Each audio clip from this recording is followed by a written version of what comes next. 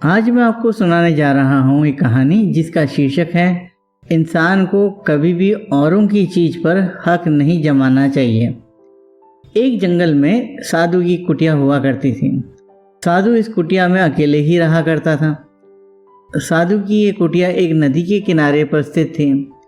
एक दिन जब ये साधु नदी के किनारे बैठा हुआ था, तभी साधु को नदी में एक आम दिखाई दिया।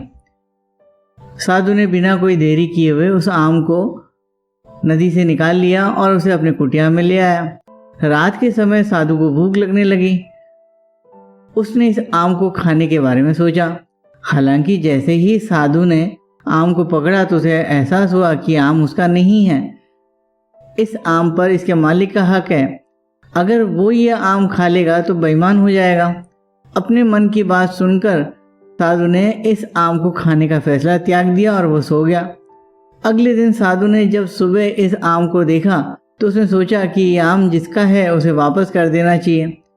अपने मन की आवाज़ सुनकर साधु ने इस आम को लिया और इसके मालिक की खोज में निकल गया। अपनी कुटिया से कुछ दूर जाने पर साधु को एक बाग दिखाई दिया जिसमें कई सारे आम लगे हुए थे और इस बाग के पास एक नदी भी थी। साधु समझ गया कि यह आम इस बाग का ही है। साधु ने इस बाग की देखभाल करने वाले माली से कहा, ये आपके बाग के आम हैं जो कि कल नदी के माध्यम से मेरे पास आ गया था। मैं इस आम को वापस करने आया हूँ। साधु की बात सुन माली ने कहा, हाँ, जब मैं कल पेड़ से आम तोड़ रहा था तो एक आम मेरे हाथ से फिसल कर नदी में गिर गया था। साधु ने माली की बात को सुनकर कहा, तो ठीक है, आप इसके मालिक हैं और आप इसे रख लें। माली ने साधु से कहा, मैं इन आमों का मालिक नहीं हूँ, इन आमों का मालिक राजा है। आप ये आम राजा को दे आइए। साधु ने माली की बात को मान लिया और आम को लेकर राजमहल चले गए। महल में जाकर साधु ने राजा से मुलाकात की और कहा, गलती से आपका एक आम मेरे पास आ गया है। मैं आपको इस आम को वापस करने आया हूँ। राजा साधु की बात सुनकर हैरान रह गया। राजा ने कहा, तुमने इस आम को क्यों नहीं खाया? राजा के इस सवाल पर साधु बोला, यह आपकी संपत्ति है, न कि मेरी। इस पर आपका अधिकार है।